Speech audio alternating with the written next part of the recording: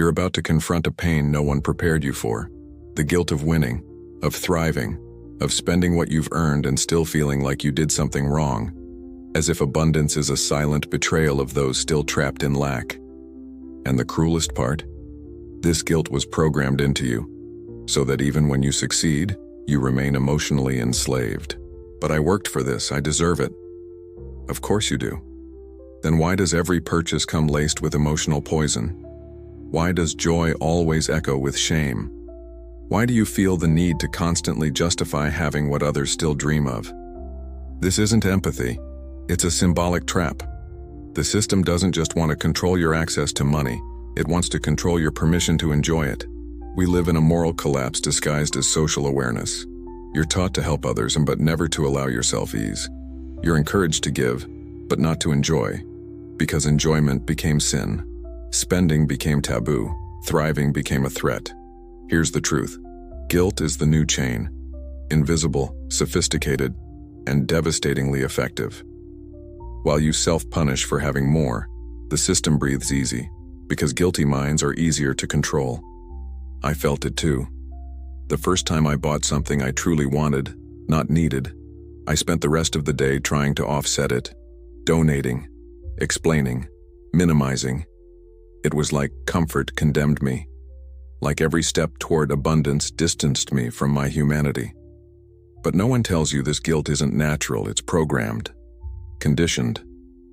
And as long as it lives in you, thriving will hurt more than going broke. Do you know why spending on yourself feels uncomfortable even when you can afford it?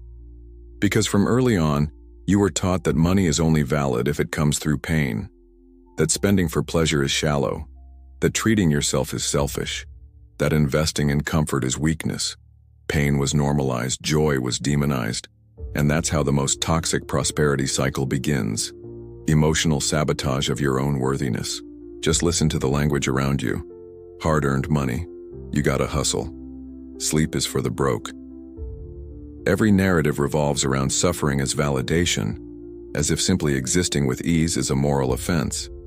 And when you break that cycle, even briefly, the system punishes you with invisible weapons.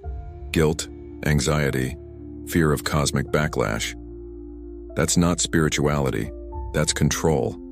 A refined mechanism to keep you small, even when you win. The worst part? This guilt doesn't just come from others. It becomes your inner voice. You start policing yourself, hiding victories, shrinking your shine, pretending you're struggling like everyone else. Because the system doesn't want you prosperous.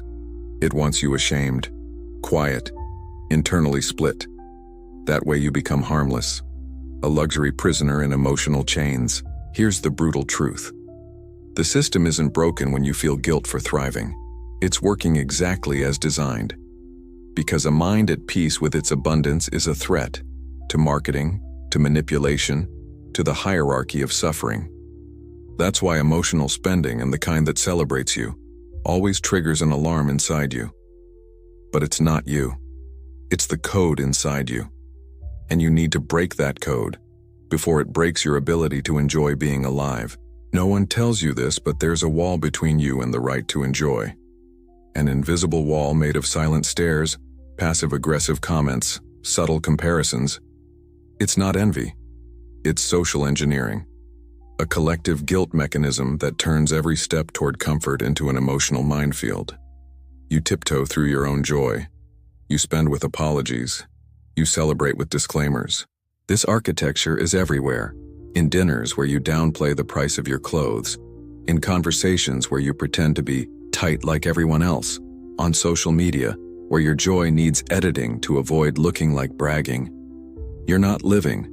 You're managing perception. And that's exactly where the system wins. Because while you're busy performing humility, you forget to feel, to be present, to belong to your own life. This camouflaged shame is the perfect brake on your expansion. It stops you from investing in yourself, makes you hesitate to charge what you're worth, keeps you from fully owning your joy. It slowly reduces your sense of what you deserve. That's not humility, it's trained self-sabotage. And the smaller you play, the bigger the system grows inside your mind. Now it's time to break that cycle. And it starts with a symbolic act, the conscious decision to spend with honor, to treat yourself without shame, to own your abundance without fear. Not because you're better, but because you're free. And freedom is unbearable to a system that survives on emotional control. Every time you spend in peace unapologetically, you glitch the matrix. You become a living reminder that thriving without shame is possible. And that is revolutionary. There's a silent war inside you. On one side, the rightful urge to enjoy. On the other, a shadow judge, always ready to punish you for feeling good. Every time you buy something that symbolizes freedom, care, or self-worth, that judge speaks up. Not with words, but with weight, guilt, doubt. That subtle, toxic question, did I overdo it? And suddenly, joy turns into anxiety. Achievement becomes shame. Abundance becomes a threat. That war didn't start with you. It was planted by tired parents, by religions that demonize pleasure, by schools that reward sacrifice but ignore joy, by media that sells happiness but shames its pursuit. The result? Adults who confuse self-care with selfishness, who spend with fear, who grow while apologizing for it. This psychic war is the emotional engine of modern capitalism. The more divided you are inside, the easier you are to manipulate with guilt, fear, impulse, and fake relief. The system doesn't need to stop you from thriving. It just needs to make sure you never enjoy it. All it takes is keeping alive the belief that spending with joy is dangerous, selfish, or vain. And with that, it turns symbolic consumption, the kind that celebrates your growth and healing, into a forbidden act. But here's your leverage. You can reprogram this, not by killing the inner judge, but by rewriting the verdict. Here's your ritual. For the next few days, every time you spend on something that nourishes or honors you, record it. Not in your bank app, but in an emotional abundance journal. Write what you felt, what the inner voice said, and say aloud, I allow this. That phrase is a code, a small psychic explosion that reframes spending, not as sin, but as sovereignty.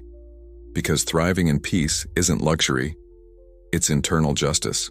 There's a trauma no one talks about, the trauma of thriving in a traumatized environment.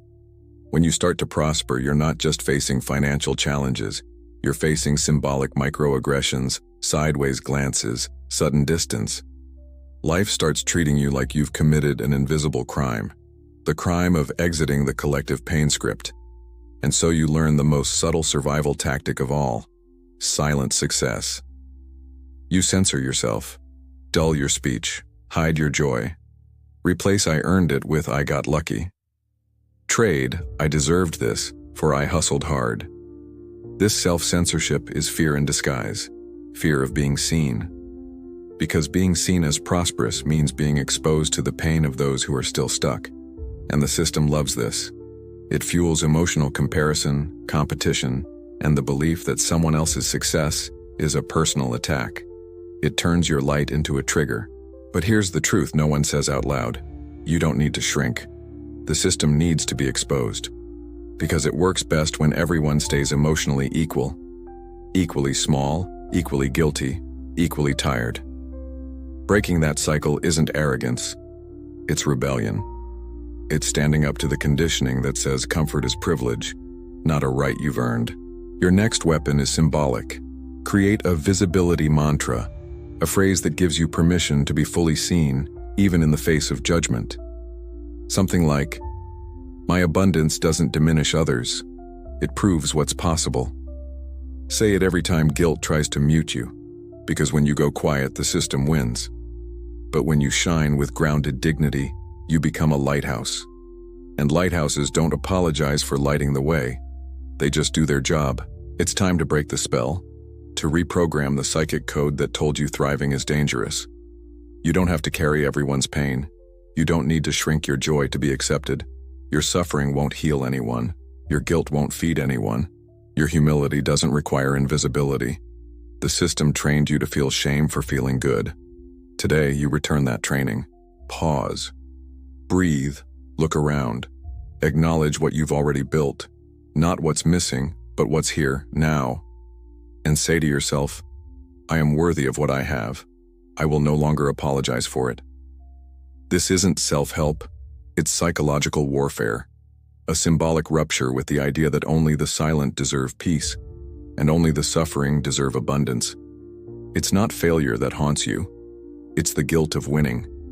Because they taught you that having more means you owe, that to thrive is to betray, that to shine is to shrink, but that's not truth, it's programming. The map of occult reprogramming is not a mindset trick. It's a code-breaking tool to release the guilt, reclaim your expansion, and finally feel safe in your own power. Over the next 72 hours, begin your ritual. Choose an object, a moment, or an act that symbolizes your prosperity. Something small but sacred. Maybe a good coffee, a walk in a beautiful place, a forgotten piece of clothing you now wear with pride. And when you do it, declare inwardly, this is not vanity, this is permission. Say it, feel it, let your body remember it, because reprogramming happens in the body, not in theory. Drop your symbolic act of permission in the comments. Share this with someone still afraid to enjoy what they have. And if this message hit like a wake-up call, join the resistance. The war was never against money. It was against the shame of allowing yourself to live.